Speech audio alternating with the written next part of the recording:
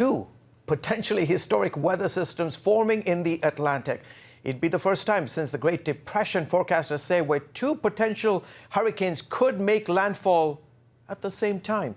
Meteorologists take a look at that, where they're watching the two tropical depressions closely as they are building in the Atlantic. Right now, they say if it stays on track, they could move into the Gulf of Mexico and make landfall somewhere between Texas and Florida. Somebody who is going to be watching these two tropical storms very closely is my man, the Weather Bell's chief forecaster, Joe Bastardi, who's joining us in his car. Hey, Joe, give us the latest on these two storm systems. What can we expect? Well, let's put it in perspective. September 4th, 1933, two major hurricanes hit the U.S. coast within 24 hours of each other.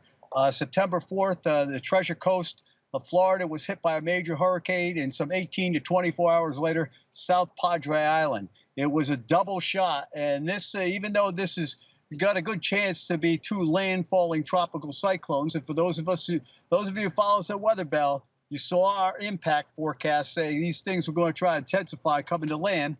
Well, the fact of the matter is, there is that possibility. One of the things, if you notice, these things are not intensifying very fast out in the Atlantic.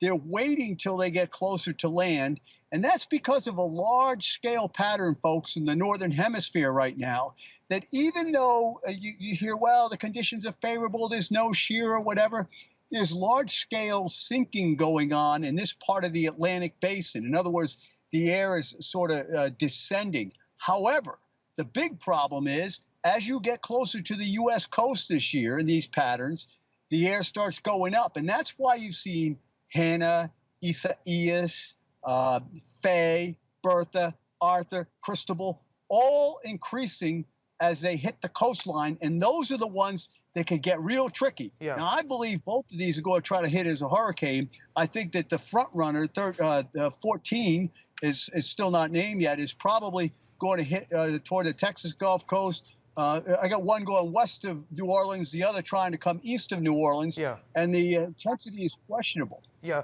Can you talk real quickly, what kind of double trouble could we expect in terms of damage if it does make landfall as hurricane?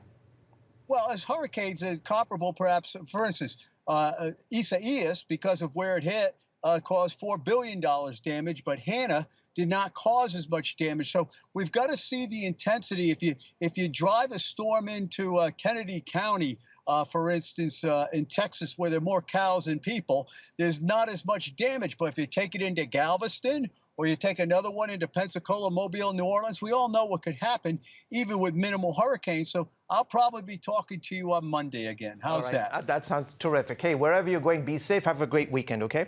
All right. God bless you. Thank you for having me on. Thank you.